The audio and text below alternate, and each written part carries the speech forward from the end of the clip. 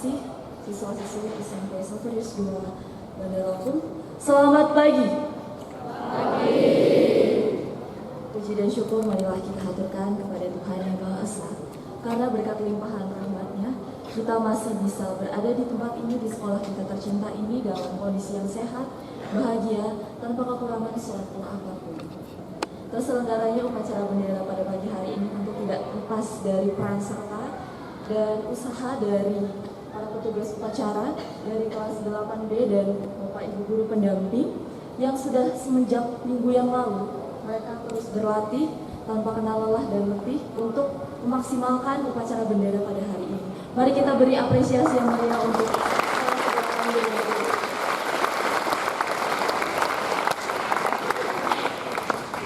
baik, pada kesempatan hari ini, pada upacara bendera hari ini masih ada hal yang istimewa yang nanti kita akan menyaksikan bersama-sama. Kita akan menyimak bersama-sama pemaparan mengenai praktik baik yang akan disampaikan oleh salah satu teman kita, yaitu Devran Elkindo dari kelas 8D. Untuk itu tanpa berlama-lama lagi, ayo simak bersama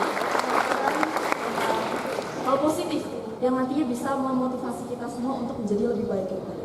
Untuk Devran, silakan.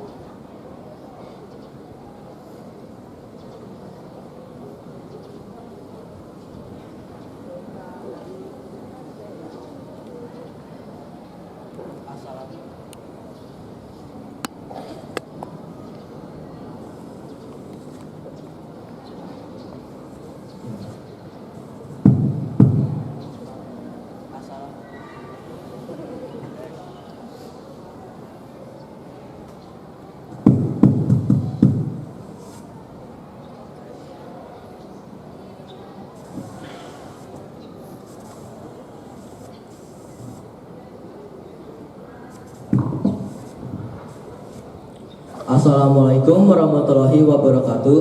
Shalom. Om Swastiastu, Namo Buddhaya, salam kebajikan dan salam rahayu.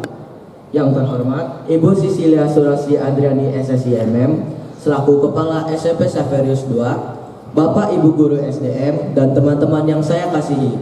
Tabiun. Perkenalkan, saya Devran Elkindo dari kelas 8D. Pada kesempatan kali ini, saya ingin mengajak kita semua untuk membahas mengenai kedisiplinan.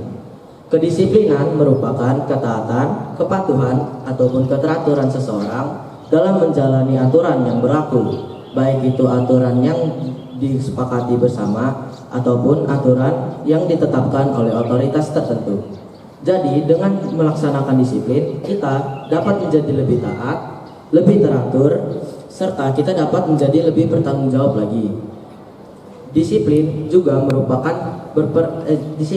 berperan sebagai pembentuk karakter, dapat membuat lingkungan lebih kondusif, serta merupakan kunci utama dalam meraih kesuksesan. Banyak tokoh-tokoh besar yang memiliki aspek-aspek disiplin. Contohnya seperti Muhammad Hatta, Jenderal Sudirman, dan tokoh-tokoh besar lainnya. Di sekolah kita juga terdapat program-program yang mengajarkan tentang aspek-aspek kedisiplinan. Contohnya seperti Tapis Berseri, yaitu mencatat praktik-praktik baik di buku. Lalu ada Sambasa, yaitu kita membawa aset sampah ke sekolah setiap hari Selasa dan Kamis. Dengan program-program tersebut, kita dapat menjalankan nilai kedisiplinan bersama, sehingga kita dapat menjadi lebih taat dan lebih teratur lagi. Sekian yang dapat saya sampaikan pada kesempatan kali ini. Mohon maaf jika terdapat salah kata. Terima kasih.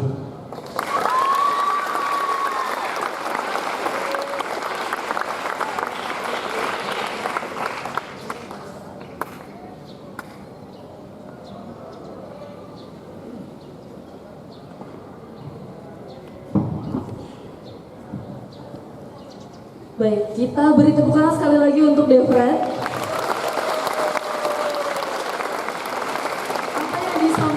Devran tadi mengenai kedisiplinan dan ketertiban. Berkaitan dengan kedisiplinan dan ketertiban, itu pasti ada yang namanya peraturan. Dimanapun kita berada, baik itu di rumah, di sekolah, di tempat makan bahkan, itu pasti ada yang namanya aturan. Ada tata tertib. itu dibuat untuk membuat kita merasa nyaman, merasa terlindungi, merasa aman. Jadi peraturan itu adalah batas antara zona nyaman dengan zona yang tidak aman. Kita yang mematuhi peraturan itu berada di zona yang aman. Kita akan merasa damai ketika berada di zona yang nyaman.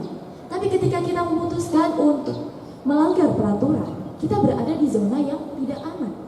Kita akan merasa bersalah, kemudian kita terancam dan balik lagi.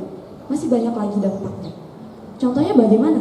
Peraturan yang ada di rumah. Misalnya di rumah kalian punya peraturan, pukul berapa kalian harus sudah bangun pagi, pukul berapa kalian sudah harus tidur waktu malam, pukul berapa kalian sudah harus makan dan sebagainya.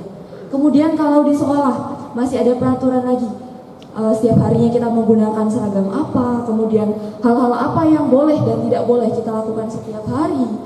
Di lingkungan sekolah, benda-benda apa saja yang boleh dan tidak boleh kita bawa di lingkungan sekolah. Kemudian kalau misalnya berada di jalan itu lebih banyak lagi peraturannya.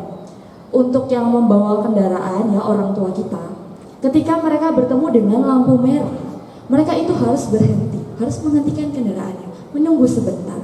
Tapi ketika mereka sudah menemukan lampu hijau, itu baru mereka bisa lanjut lagi, menjalankan kendaraannya lagi. Apa yang terjadi jika peraturan itu dilanggar? Apa yang terjadi? Bisa jadi terjadi laka lantas, kecelakaan lalu lintas. Dan itu yang dihindari. Itulah mengapa ada peraturan-peraturan. Peraturan tadi dibuat untuk melindungi kita.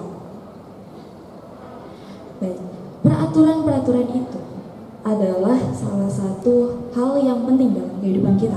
Orang-orang yang terbiasa untuk menaati peraturan itu hidupnya akan jauh lebih tertib, akan jauh lebih terstruktur. Hidupnya tidak akan kacau. Bayangkan saja ketika misalnya kalian di bidang olahraga ingin bermain sepak bola, misalnya. Tapi dalam permainan sepak bola itu tidak ada peraturannya.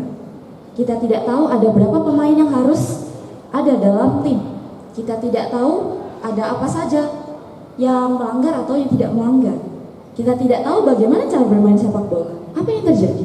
Apakah permainan sepak bola itu bisa dilaksanakan? Apakah akan berjalan dengan lancar? Berjalan atau tidak? Tidak. Pasti akan terjadi kekacauan. Bisa jadi kita jadi bertengkar, kita jadi ribut. Akhirnya hanya akan menimbulkan kekacauan itu tadi.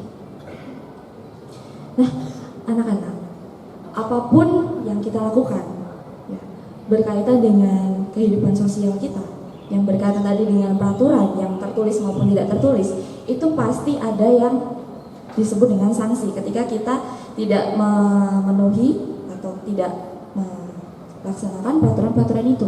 Sanksinya bisa berupa sanksi sosial atau dari sanksi alam. Jadi itu sebabnya dimanapun kita berada, mari kita buat komitmen bersama untuk melaksanakan setiap peraturan dimanapun kita berada, di sekolah, di rumah, dimanapun. Karena peraturan itu nanti akan membantu kita untuk hidup dengan harmonis bersama dengan orang lain. Ada sebuah pantun.